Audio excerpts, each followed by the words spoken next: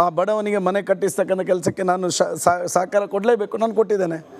ಅವತ್ತು ಮಿನಿಸ್ಟ್ರಿಗೆ ಫೋನ್ ಮಾಡಿ ಹೇಳಿದ್ದೇನೆ, ನೋಡಿ ಸರ್, ನಂದೇನು ಸ್ವಾಹಿತಾಸಕ್ತಿ ಇಲ್ಲ, ನಿಮ್ಮ ಇಲಾಖೆ ಸರ್ವೆ ಮಾಡಲಿ, ಕಂದಾಯ ಇಲಾಖೆ, ಅರಣ್ಯ ಇಲಾಖೆ, DDLR ಸೇರಿ ಸರ್ವೆ ಮಾಡಿದಂಥ ನಿಮ್ಮ ಭೂಮಿ ಅಂತ ಆದರೆ ತೆಗೀರಿ, ನಮ್ಮದೇನು ಅಬ್ಜೆಕ್ಷನ್ ಇಲ್ಲ.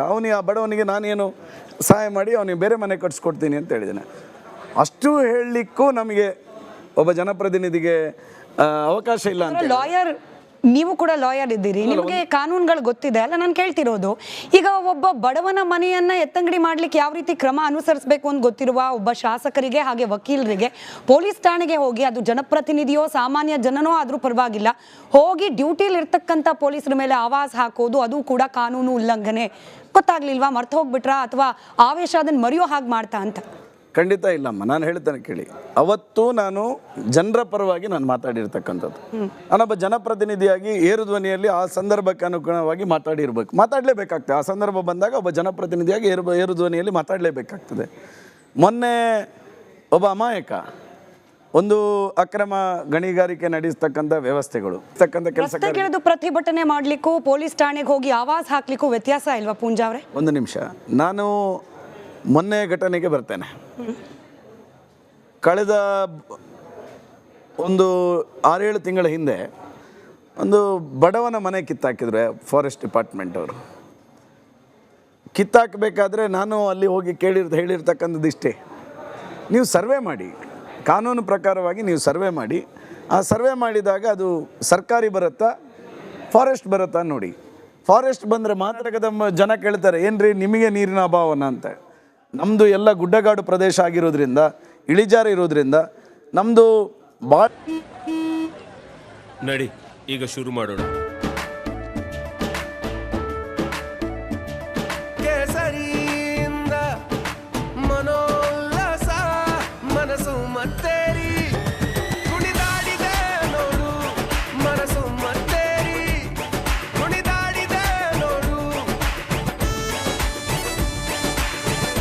ಕ್ಷಣ ಕ್ಷಣವೂ ಆಚರಿಸಿ ಕೇಸರಿ ಹಬ್ಬ.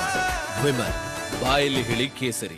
ಲೆಂತಿಯೆಸ್ಟ್ ಇರತಕ್ಕಂಥ ರಿವರ್ ಯಾವುದು ಕೇಳಿದರೆ ಫಲ್ಗುಣಿ, 230 ಕಿಲೋಮೀಟರ್ ಹರಿಯುತ್ತೆ. ಬಾಕಿ ಎಲ್ಲವೂ 150 ಕಿಲೋಮೀಟರ್ ಒಳಗಡೆ ನೇತ್ರಾವತಿ, ಫಲ್ಗುಣಿ, ಕುಮಾರಧಾರೆ ಎಲ್ಲವೂ ಮುಗಿದೋಗುತ್ತೆ. ಸೊ ನಮ್ಮ ಮಣ್ಣಿನ ಗುಣದಲ್ಲಿ ನೀರನ್ನು ಹಿಡಿದಿಟ್ಟುಕೊಳ್ಳೋದಿಲ್ಲ. ಆ ಕಾರಣಕ್ಕೋಸ್ಕರ ನಮಗೆ ಈ 3 ತಿಂಗಳಿಗೆ ನೀರಿನ ಅಭಾವ ಆಗ್ತದೆ.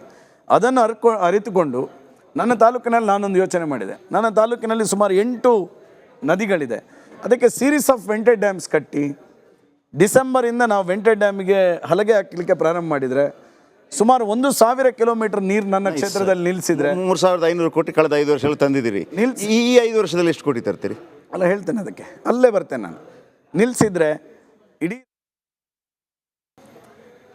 ಅಲ್ಲಿ ಆ ಪ್ರಕರಣಕ್ಕೆ ಸಂಬಂಧ ಇಲ್ಲದಂಥ ಶಶಿರಾಜ್ ಎನ್ನುವಂಥ ಭಾರತೀಯ ಜನತಾ ಪಾರ್ಟಿ ಯುವ ಮೋರ್ಚಾದ ಒಬ್ಬ ಕಾರ್ಯಕರ್ತನನ್ನು ನಾನು ಸಂಜೆ 5 ಗಂಟೆಗೆ ಫೋನ್ ಮಾಡ್ತೇನೆ. ಈ ರೀತಿ ಒಂದು ಪ್ರಕರಣ ಆಗಿದೆ, ಅದರಲ್ಲಿ ಅದನ್ನು ನಡೆಸ್ತಾ ಇದ್ದಂಥ ಒಬ್ಬ ಪ್ರಮೋದ್ ಎನ್ನುವಂಥ ಹುಡುಗನು ಸಹ ನಮ್ಮ BJP ಕಾರ್ಯಕರ್ತನೇ ಆಗಿದ್ದ.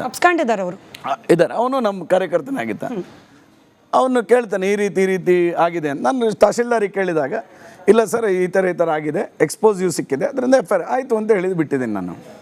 ಸಂಜೆ 6 ಗಂಟೆಗೆ ಶಶಿರಾಜ್ ಫೋನ್ ಮಾಡ್ತಾರೆ, ಆ ಕೇಸಲ್ಲಿ ನನ್ನ ಹೆಸರು ಇದೆ ಅಂತ ಪೊಲೀಸ್ ಇಲಾಖೆಯಿಂದ ಫೋನ್ ಬರ್ತಾ ಇದೆ ಅಂತ. ತಹಶೀಲ್ದಾರಿಗೆ ಕೇಳ್ತಾನೆ, ನೋಡಿ ಅದರಲ್ಲಿ ಶಶಿರಾಜ್ ಇಲ್ಲ ಎನ್ನುವಂಥದ್ದು ಗೊತ್ತಿದೆಯಲ್ಲ ನಿಮಗೆ, ನೀವು ಯಾಕೆ ಶಶಿರಾಜ್ ಹೆಸರು ಹಾಕಿದ್ದೀರಿ ಅಂತೇಳಿ. ತಹಶೀಲ್ದಾರ್ 6 ಗಂಟೆಗೆ ಹೇಳ್ತಾರೆ, ಇಲ್ಲ ಅದರಲ್ಲಿ ಶಶಿರಾಜ್ ಇಲ್ಲ, ನಾನು ಶಶಿರಾಜ್ ಹೆಸರು ಕೊಟ್ಟಿಲ್ಲ ಅಂತ ಹೇಳ್ತಾರೆ. ಇಲ್ಲ ನೀವು ಇನ್ಸ್ಪೆಕ್ಟರ್ ಹತ್ರ ಕ್ರಾಸ್ ವೆರಿಫಿಕೇಷನ್ ಮಾಡಿ ನನಗೆ ಹೇಳಿ ಅಂತ ಹೇಳಿದೆ.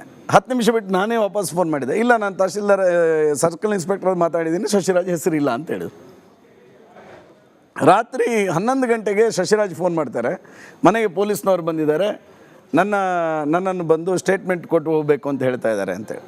ಸರಿ, ನಾನು ಹೇಳಿದೆ, ನೀ ಸ್ಟೇಟ್ಮೆಂಟ್ ಕೊಟ್ಟು ಹೋಗೋದಿದ್ರೆ ಸ್ಟೇಟ್ಮೆಂಟ್ ಕೊಟ್ಟು ಹೋಗು, ಸ್ಟೇಷನಿಗೆ ಹೋಗು ಅಂತೇಳಿ. ಸ್ಟೇಷನಿಗೆ ಹೋದ ತಕ್ಷಣ ಅವ್ರ ಜೊತೆ ಬಂದಿರ್ತಕ್ಕಂಥ ಹುಡುಗರಿಗೆ ಇನ್ಸ್ಪೆಕ್ಟರ್ ಹೇಳಿ ಕಳಿಸ್ತಾರೆ, ಇಲ್ಲ ಅವನನ್ನು ಕೇಸಲ್ಲಿದ್ದಾನೆ, ಅವನು ಬಿಡೋಕ್ಕಾಗಲ್ಲ, ಅದು ಕೋರ್ಟಿಗೆ ಪ್ರೊಡ್ಯೂಸ್ ಮಾಡ್ತೇವೆ ಅಂತೇಳಿ.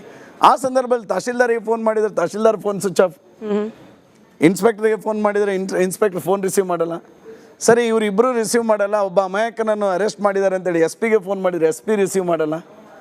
ಈಗ ಈ ಸಂದರ್ಭದಲ್ಲಿ ಒಬ್ಬ ಜನಪ್ರತಿನಿಧಿಯಾಗಿ ನಾನು ಏನು ಮಾಡಬೇಕು? ನೀವು ಇದನ್ನ ಬೀದಿಲ್ ನಿಂತ ಆವೇಶದಲ್ಲಿ ಹೇಳಿದಾಗ ಬಂದ ಪ್ರತಿಕ್ರಿಯೆ ನಾನು ಹೇಳ್ಬಿಡ್ತೀನಿ. ನಾನು complete ಬಂದ ಮಾಡ್ತೇನೆ. ಪ್ರತಿಕ್ರಿಯೆ ಕೇಳಿಸ್ಕೊಳ್ಳಿ. ಅಲ್ಲಿಗೊಂದು ಪಾಸು, ಮುಂದೆ ಕಂಟಿನ್ಯೂ ಮಾಡಿರಂತೆ. ನೀವು ಬೀದಿಲ್ ನಿಂತು ಪ್ರತಿಭಟನೆ ಮಾಡ್ತಾ ಒಬ್ಬ ಶಾಸಕನ ಫೋನ್ ರಿಸೀವ್ ಮಾಡಲ್ಲ ಅಂದಾಗ ಬಂದ ಕಾಮೆಂಟ್ಗಳು ನನ್ನ ಗಮನಕ್ಕೆ ಬಂದಿದ್ದು ನಿಮಗೆ ಹೇಳ್ತೀನಿ. ಇದೇನು ರಿಪಬ್ಲಿಕ್ ಆಫ್ ಬೆಳ್ತಂಗಡಿನ? ನೀವು ಅಲ್ಲಿನ ಪಾಳೆಗಾರ, ನೀವು ಎಷ್ಟೊತ್ತಿಗೆ ಬೇಕಾದ್ರೂ ಫೋನ್ ಮಾಡಿದ್ರೆ ಒಬ್ಬ ಅಧಿಕಾರಿ ಪಿಕ್ ಮಾಡಲೇಬೇಕು ಅನ್ನೋ ರೂಲ್ಸ್ ಇದೆಯಾ? ಇದು ಬಂದ ಕಾಮೆಂಟ್, ಅದಕ್ಕೆ ನಿಮ್ಮ ಉತ್ತರ ಬೇಕು. ಅಮ್ಮ, ನೀವೇ ಯಾರಾದರೂ ಸಾಮಾನ್ಯ ಜನಸಾಮಾನ್ಯರ ಸಮಸ್ಯೆಗಳಾದಾಗ ನೀವು ಒಬ್ಬ ಅಧಿಕಾರಿಗೆ ನಿಮ್ಮ ಡೆಸ್ಕಿಂದ ಫೋನ್ ಮಾಡಿದಾಗ ರಿಸೀವ್ ಮಾಡದಿದ್ರೆ ನಿಮಗೆ ಸಿಟ್ಟು ಬರ್ತದಾ ಇಲ್ವಾ? ನೀವು ಒಂದು ಪ್ರಜಾಪ್ರಭುತ್ವ ವ್ಯವಸ್ಥೆಯಲ್ಲಿ ನ್ಯಾಯಾಂಗ, ಕಾರ್ಯಾಂಗ, ಶಾಸಕಾಂಗ ಇದ್ದಾಗೆ ಪತ್ರಿಕಾ ಮಾಧ್ಯಮ ನಾವು ಕೊರಳು ಪಟ್ಟಿ ಹಿಡಿದು ಎಳ್ಕೊಂಡು ಬರ್ತೀವಿ ಅಂತ ಹೇಳಲ್ವಲ್ಲ ಪೂಂಜಾ ಅವರೇ? ಒಂದು ನಿಮಿಷ, ಅದು ಬೇರೆ ಸಂದರ್ಭದಲ್ಲಿ ಹೇಳಿದ, ಅಲ್ಲಿಗೂ ಬರ್ತೇನೆ ನಾನು.